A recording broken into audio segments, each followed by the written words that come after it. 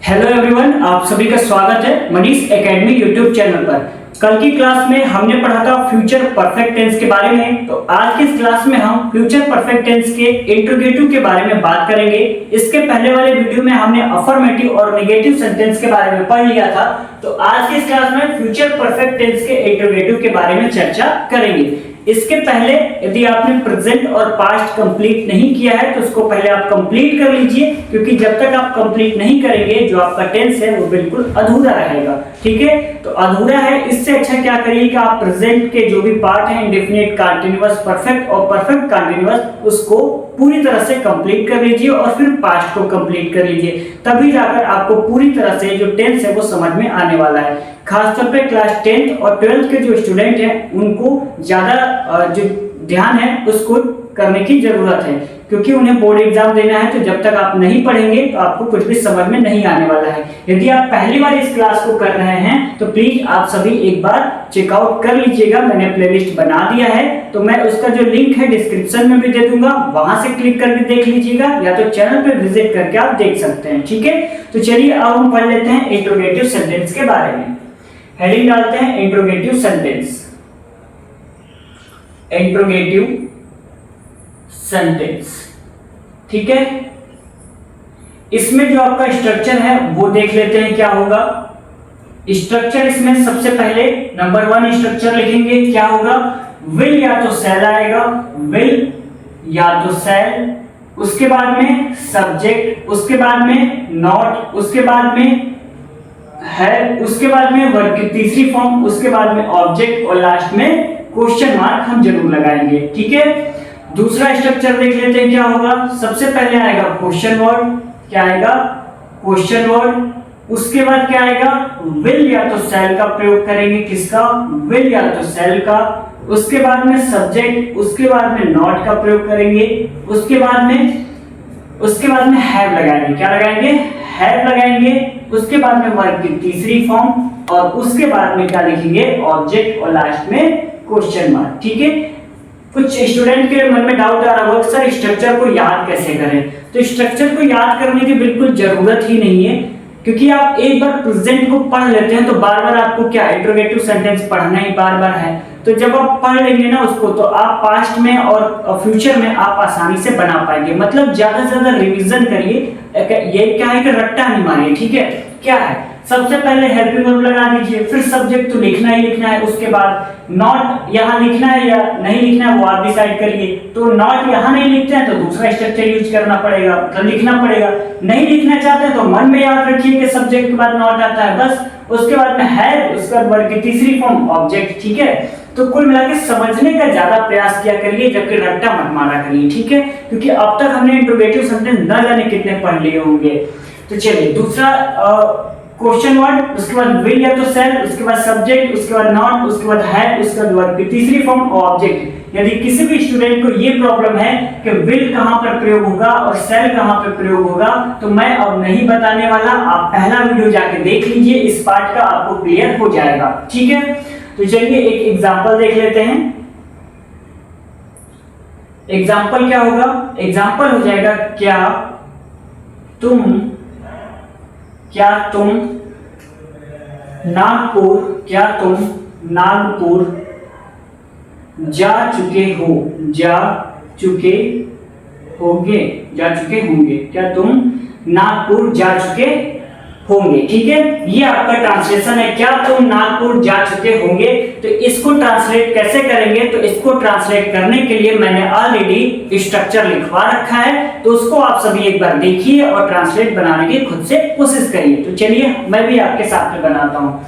तो देखिए, क्या से हमें कोई मतलब है नहीं, इससे हमें ये पता लगा है कि ये कौन सा सेंटेंस है, तो इंट्रोगेटिव सेंटेंस है। इसको आप ना काट मत दीजिएगा। ठीक है, बहुत सारे स्टूडेंट क्या करते हैं कि कॉपी करने लगते हैं टीचर का। तो यहाँ पर मैंने क्या लिखा और काट दिया, तो आप भी काट दीजिए, ऐसा थोड़े ना करना है। मैंने तो समझाने के लिए किया है। क्या से हमें कोई मतलब है नहीं, बस ये पता लगा है कि इंट्रोगेटिव सेंटेंस है और इंट्रोगेटिव सेंटेंस में कौन सा स्ट्रक्चर हम पहले यूज करेंगे। तो सभी स्टूडेंट को ये पता लग गया होगा कि कौन सा स्ट्रक्चर यूज होने वाला है, पहला वाला। क्योंकि जब भी सेंटेंस की शुरुआत क्या से होती है, तो हम सबसे पहले हेल्पिंग वर्ब लगाते हैं, विल या तो शैल का प्रयोग करेंगे। ठीक है, यदि हम यही प्रेजेंट कंटीन्यूअस पढ़ रहे होते तो इज एम आर का प्रयोग पहले करते। ठीक है, और प्रेजेंट परफेक्ट पढ़ रहे होते तो उसमें हैज हैड का प्रयोग पहले करते। ठीक, तो लेकिन हम यहाँ पे पढ़ रहे हैं फ्यूचर परफेक्ट टेंस, तो इसमें हम विल या तो शैल का प्रयोग पहले करेंगे, उसके बाद में सब्जेक्ट लगाएंगे, नॉट आएगा तो लगाना है वरना नहीं लगाना है, उसके बाद में है, उसके बाद में तीसरी फॉर्म और ऑब्जेक्ट लास्ट में क्वेश्चन मार्क। तो सबसे पहले यहाँ पे क्या लिखेंगे, शैल लिखेंगे। क्या लिखेंगे, शैल। तो क्या मैंने ये सही लिखा है, क्या मैंने ये सही लिखा है, तो नहीं लिखा है, क्योंकि यू के साथ मैंने बता रखा है क्या लगेगा, विल का प्रयोग होगा। किसका, विल का प्रयोग होगा, यानी आई और वी के साथ केवल किसका प्रयोग होगा, शैल का प्रयोग होगा, और बाकी के साथ किसका प्रयोग होगा, तो उसके साथ में विल का प्रयोग होगा। तो यहाँ पर क्या रहेगा, तो यहाँ पर रहेगा विल। क्या रहेगा, विल रहेगा, ना कि शैल। तो लिख लेते हैं यहाँ पे विल।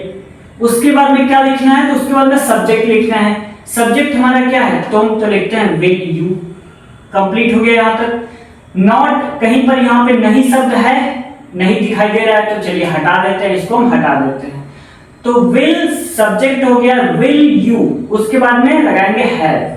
कुछ भी नहीं किया है, देखिए कुछ एक्स्ट्रा मैं नहीं कर रहा हूं, विल या तो शैल से विल लगा दिया है, सब्जेक्ट आपका तुम है तो मैंने यू लिख दिया है, नॉट कहीं आया नहीं है तो मैंने इसको स्किप कर दिया है, सब्जेक्ट के बाद डायरेक्ट हैव यहां था तो मैंने उठाकर इसको यहां कर दिया है, कुछ भी एक्स्ट्रा नहीं किया है। हैव, और जाना का होता है गो, और उसका थर्ड फॉर्म होता है गो, वेंट, गॉन, तो लिखेंगे गॉन, यू हैव गॉन।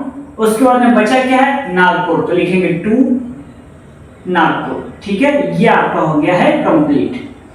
और सभी स्टूडेंट प्लीज ध्यान दें कि वर्ब की सेकेंड फॉर्म और थर्ड फॉर्म इसको क्लियर कर ले, मतलब ज्यादा नहीं याद करें तो 10, 15 या 20 जो भी है उसको याद कर लें, जो कंटिन्यू ट्रांसलेशन में हर बार आता ही आता है उसको जरूर याद कर लें, सेकंड और थर्ड, क्योंकि जब भी आप परफेक्ट पढ़ने वाले हैं तो वहां पर आपको सेकंड और थर्ड ये जरूर पढ़ने वाला है। अब पास्ट इंडेफिनिट पढ़ेंगे तो वहां पे वर्ब की सेकंड फॉर्म आएगी। जब पता ही नहीं होगा कि गो का सेकंड फॉर्म वेंट होता है तो आप ट्रांसलेशन कैसे बनाएंगे, वहां पर आप गो लिख कर चले आएंगे, लेकिन वहां पर जरूरत होगी वेंट की, तो क्या करेंगे, वहां पर लिख तो पाएंगे नहीं, तो वही आपका एक नंबर का जो ट्रांसलेशन होगा वो आपका गलत हो जाएगा। तो गलत ना हो इसके लिए जरूरी है कि हम पहले से उसको प्रिपेयर कर लें। ठीक है, चलिए, तो will you have gone to Nagpur, ये आपका क्या हो गया, कंप्लीट हो गया है ये ट्रांसलेशन। तो चलिए दूसरा ट्रांसलेशन देख लेते हैं।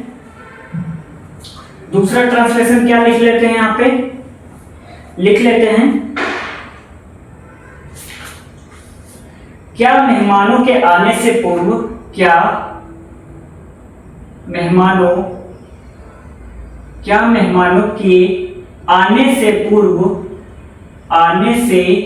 पूर्व दिखाई दे रहा है आपको, चलिए मैं इसको क्लियर करके यहां लिख दे रहा हूं। ठीक है,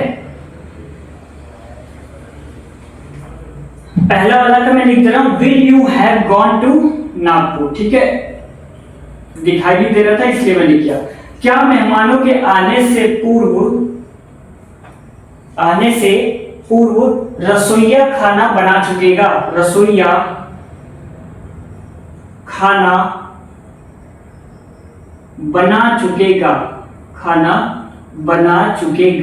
ये आपका हो जाएगा सेंटेंस। इसको बनाना है तो इसको कैसे बनाएंगे,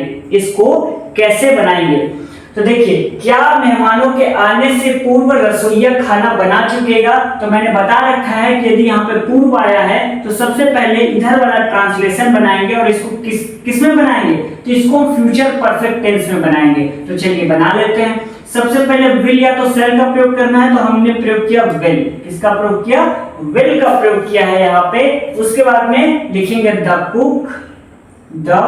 कुक सब्जेक्ट हो जाएगा, उसके बाद में हैव लगाएंगे, द कुक हैव, बना चुकेगा यानी प्रिपेयर लिख देते हैं, प्रिपेयर। ठीक है, will the cook have prepared, उसके बाद में क्या आएगा, उसके बाद में आएगा prepare the food before the guest comes. यही तो होगा। नहीं समझ में आया कोई बात नहीं, फिर से समझते हैं। क्या मेहमानों के आने से पूर्व रसोइया खाना बना चुकेगा। तो मैंने बताया था कि जो लास्ट वाला जो सेंटेंस होगा उसको हम किस में बनाएंगे, तो उसको हम प्रेजेंट इंडेफिनिट में बनाएंगे। किस में बनाएंगे, सॉरी ठीक है, हो गया था। देखिए, क्या मेहमानों के आने से पूर्व रसोइया खाना बना चुकेगा, तो जो लास्ट वाला जो लिखा हुआ है ना सेंटेंस, उसको हम फ्यूचर परफेक्ट टेंस में बनाएंगे। तो मैंने ये बनाया, सबसे पहले विल का प्रयोग किया क्योंकि इंट्रोगेटिव सेंटेंस है, तो जी सर विल का तो प्रयोग होगा, लिख दिया। सब्जेक्ट क्या है, रसोइया, तो लिखा है द कुक। उसके बाद में हैव लगाया है, बना चुकेगा, तो इसको हम प्रिपेयर कर सकते हैं, ठीक है, यानी तैयार कर चुका होगा तो प्रिपेयर का थर्ड फॉर्म प्रिपेयर्ड हो जाएगा।